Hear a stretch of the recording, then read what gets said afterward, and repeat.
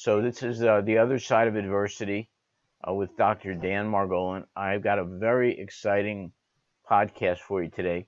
This one, just to give you a quick summary, should actually not be a podcast. It should be a movie, and perhaps someday it will be. A little teaser. I'm going to give a quick summary, and then Bob Levine and his daughter Jane, you guys jump in if I'm doing it wrong or you want to add anything to it. So the summary is we have a World War II veteran, Bob Levine, who went in Normandy, D-Day, to fight the Nazis. He is a Jewish World War II vet. He was injured, blown up during the Normandy invasion, and he awoke to find out that his foot was amputated by one of the Nazi doctors. Again, there's more to this, and they'll fill in. This is a broad brush, just a little teaser to keep you glued to this video. You will not believe it. Family found the granddaughter and actually basically adopted her, helped her get through college. What a great story. This is like unbelievable. You couldn't write fiction like this, Bob. If I made this up and told you this story and said this was a fictional story, you would be like, that's ridiculous.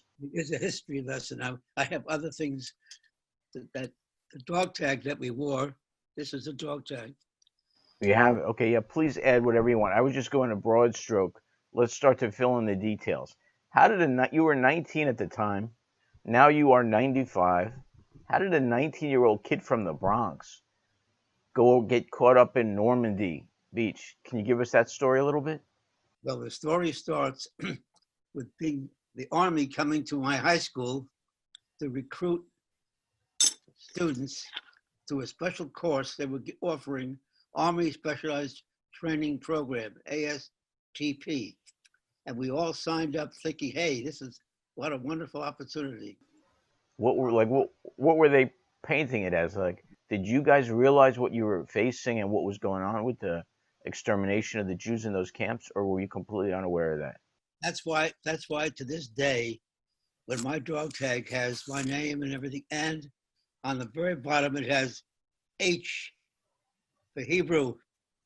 Now, why would they put an H on the dog tag? Going into Germany with a dog tag. They put the H on so they know how to bury you. Okay, so nobody could figure out that what would the Germans do if they captured you. Okay, but let's back up. So basically they sent you. Back up to he thought he was getting into this great training program, but instead, what happened to the program? They canceled it because they decided to go invade Normandy. So they canceled the whole program, and we were all thrown into the infantry, which was not our plan. So his birthday is June 4th, and D-Day June 6th. June 6th. So he was just turned 19 in June of 1944 when he landed on Utah Beach. Okay, that's right. And we were assigned to the 90th Infantry Division. Guys from Texas and Oklahoma who couldn't tell a Jew from a whatever. That's where we ended up. That was our home. And we had an extraordinary experience in the first month of the war. Foxholes. It makes the whole world today, to me, so easy to face, having lived in a foxhole for so long. This is a piece of cake living out. What can you explain? What is a foxhole? I mean, here's what I get, and I never completely understood it. You're fighting the enemy. You're running over a hill, and you're shooting at, or they're shooting at you, and so there's a hole that you jump into that you shoot. Nighttime comes, and everybody stops fighting, and your partner has a pick, and you have a shovel, and you dig a hole, and the two of you share this hole for the night. This is a foxhole. And let me tell you, you do this day in and day out. You learn. Do you remember what it felt like to be in the foxhole? I do. It's 76 years ago, and I can still smell it and still feel it. Wow. So that's what you can't believe what the body and the mind can It's hard to So he was in, so that you landed on Utah Beach around on June 10th, right? T-Day +4, right correct. around then. Mhm. And then what happened on July 9th? 9th. On July 9th, we were on a hill and we were surrounded by the Germans, and somebody threw a grenade at me and it landed in my right thigh. And suddenly there I was lying on the ground with this guy with a rifle over me. He was all dressed up in beautiful blue outfit. He was a Goering, remember Goering? They had a parachute group called Goering Special, and he was a member of that. And he said, and I said, okay. And there I was. At that moment, you became. All of a sudden, I was a POW So you were captured at that moment. at that moment. And there was nothing quite that will explain or detail what it feels like to be go from freedom, okay, to whatever. To being captured. But there was somebody, did you ever think about running away? What happened to the guy? My partner in the foxhole with me got up and took off, ran away, and they just shot him down. And that's when I put my hands up. I said, okay, that was the beginning of this whole thing. So you were the only one who was then captured at that moment? Were you the only one captured at that moment, sir? No, I was a whole group of us. Oh, wow. My whole group. So that, what happened the next day? They took us back behind their lines. That night we slept on the German side. The next day, my artillery from the 90th Infantry Division thought that the Germans were making all kinds of plans, not realizing that we were there, and they shelled us. And that's when I was wounded again and then taken to this German hospital. It was not a hospital, actually. It was a barn. Farmhouse. It was a farmhouse that was it was in the country that became like a field hospital, like a MASH unit. So Bob, so you were actually wounded twice. I didn't know that. On the other foot. So he got the thigh wound, both but then sides. it was the other leg that got really badly. No, the same leg. It was the same leg? Same leg, but I stand corrected. one German wound and one. And Bob, let me ask you a question. You're 95 years old. If you can go back right now and talk to that 19-year-old boy that's laying there, is it cold? Are you cold? Are you warm? Are you thinking about your family? What are you thinking about at that point? But that's a good question, Dan. I can't tell you that. I think that you, from what I understood, you were kind of out of it until you got picked up by the kind of equivalent of the German Red Cross. After I was, yeah. And then you were taken to the farmhouse. And what happened in the farmhouse? The farmhouse, the doctor came over to the table. I was on the kitchen table. Talk about basics. Kitchen table. I had this on my neck, dog tag, and he grabs he says, "Was ist H?"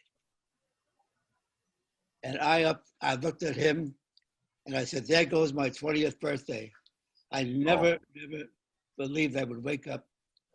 Can you imagine that? He said, "Was ist H?" And there it is, the H. He knew everything else on the dog tag, but. So when you woke up, what did you discover? He had taken the dog tag and thrown it away and left a note in my pocket, in German, of course, which I found out later. He wrote what he had done and why. And that was my contact with the doctor and why I wanted years later, if I could find him and to thank him.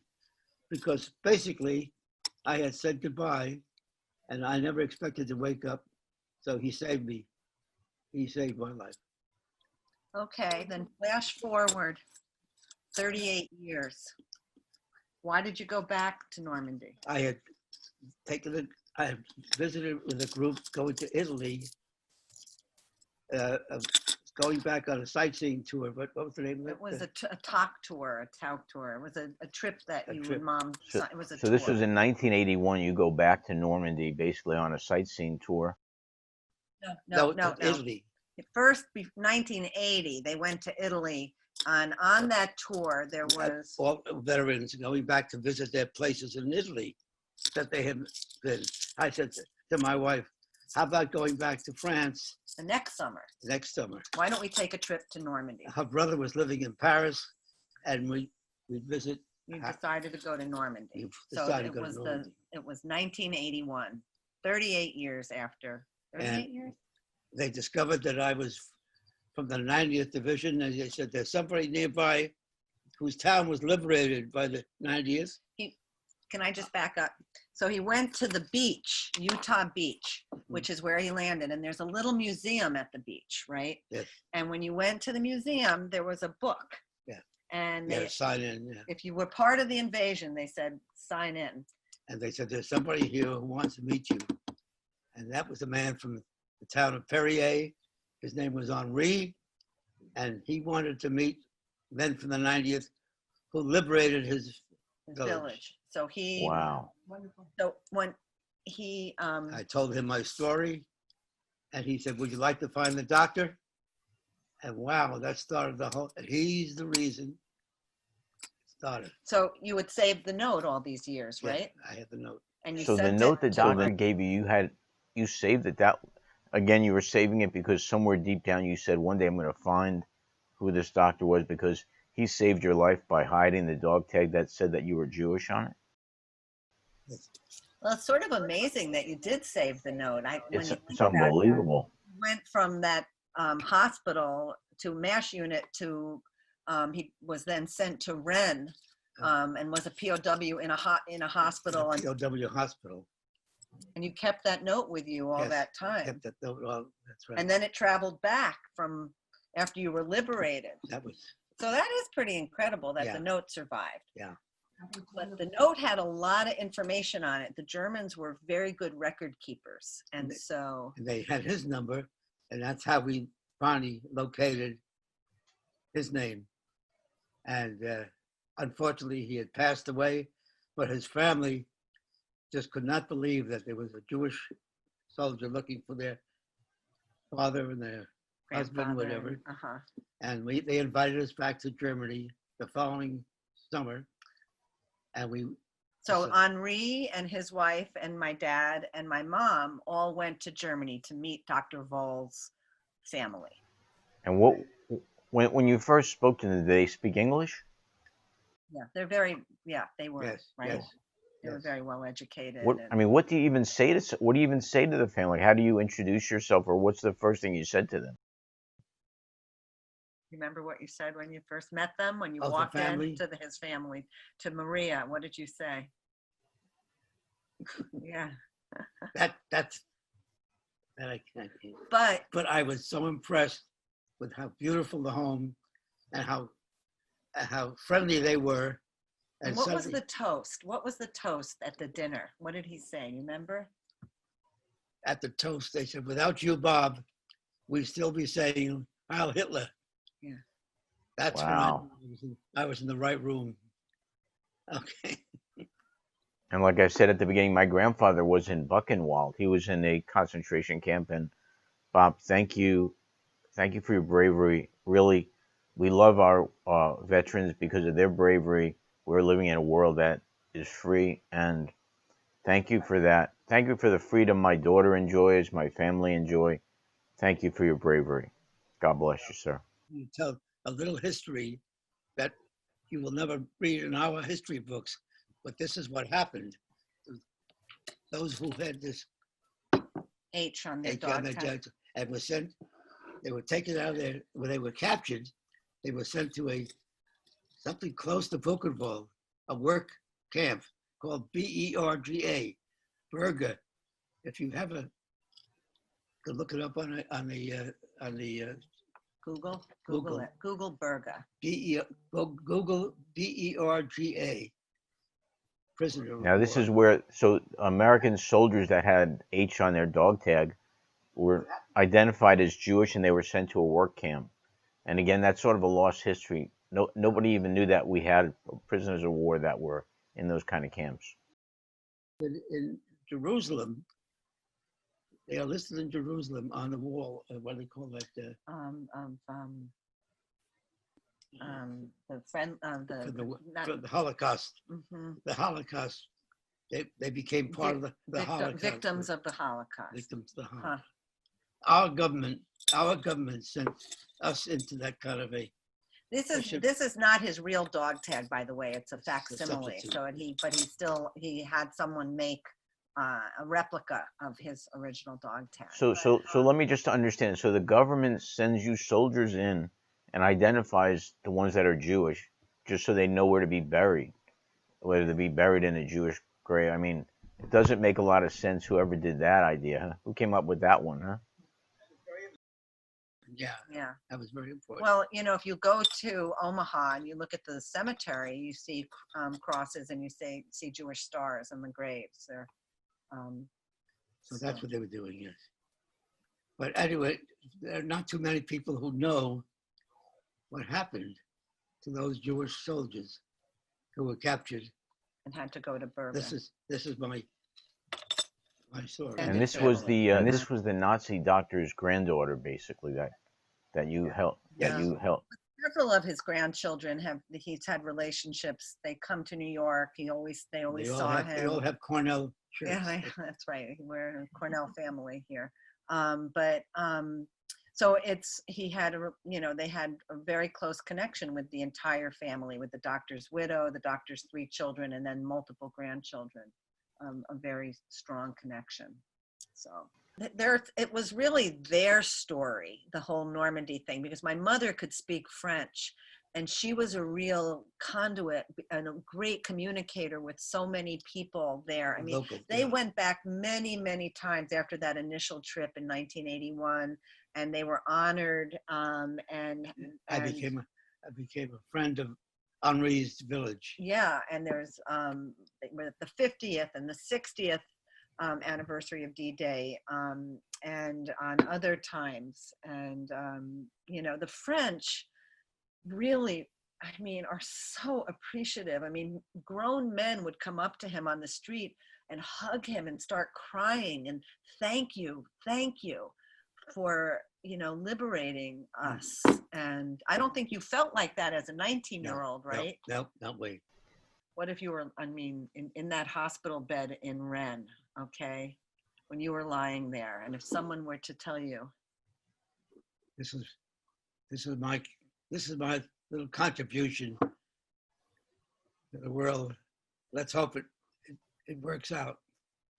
And fortunately, it did.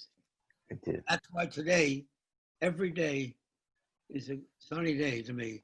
I have very, very few bad days because you have had this perspective. My favorite word, perspective. You had to live it to appreciate it. Well, there is, Bob, there is a saying, there were no atheists in foxholes. I mean, I guess there's some truth to that, huh? But he taught the whole family that word, perspective, and just appreciate and learn to love and reach out and help and do what you can to make the world if every one of us did just a little bit to help the world, look what a wonderful situation we'd have. It would be a better world. Well, you certainly did give that contribution. And Bob, just like those French men came over to you thanking you for liberation and hugged you, I want you to consider this podcast my hug to you and my way of saying thank you and honoring you and your lovely wife. And really, thank you for your bravery, sir. I'd like to also say, Bob, I think the words that you just spoke are words that need to be heard continuously nowadays. For generations now that are out there, continue doing what you're saying, spread the word the way you are. I mean, you've led a wonderful life, and you know what Jimmy Durante used to say. What was it, Jimmy Durante? Was it smiling? Make someone happy. There you are. You're making someone happy, thinking about different things and how life can go on. So I don't know why I thought of Jimmy Durante, but I knew you'd know him. So my final word is what surviving the war gave the world beautiful children, beautiful grandchildren. How much more can you do? Absolutely. Last night he was with his great grandson Bobby, who was born the day after his birthday, June 5th, 2019, and the day before D-Day, and he was named for him. Jane, let me ask you a question. Now, we look at your dad and we see a hero. We see this person that really has sacrificed so much. And you see your dad. What do you see when you first heard of this story? Do you remember when you first heard it? I mean, I've seen my dad be transformed over his lifetime. I mean, we are really blessed that he's been able to process the war and make peace with his past. Way too many veterans came back, never talked about the war, and died with trauma and secrets. He came back after the 38 years and began to talk about the war. He joined a POW support group where sharing with other men and, really talking about their lives, and it empowered him. He really became, he was really transformed in the healing process because the war did traumatize him. He learned how to reach out and help others. Yeah, and he has helped many other veterans since. He's not only has he helped other veterans get benefits, but he would go visit, young soldiers in Walter Reed who were amputees, really seriously wounded from Iraq and Afghanistan, and he would go and visit them and say, look at, how well I walk. I have a beautiful family. I've got a gorgeous wife. This is what's available for you. So life is not over. And so, he's really, I think the war was the defining moment of his life, like so many men of his generation, men and women of his generation. And I feel that he was really fortunate to be able to process it and heal. He has been on a healing journey since 1981 when he went to and he met Henri. And up until that time, it was all bottled up inside of him. And, and I think that was a very, I feel that, he's lucky, we're lucky that he was able to do that. And I also would like to thank the two of you. I know coming on a show like this and having to relive the experiences cannot be that easy, but you're just doing it and you're getting the word out, and so many people will be helped by this. And once again, we appreciate it. We appreciate the veterans of this great country, and God bless you, sir. Thank you very, very much, both of you. Thank you, Dan.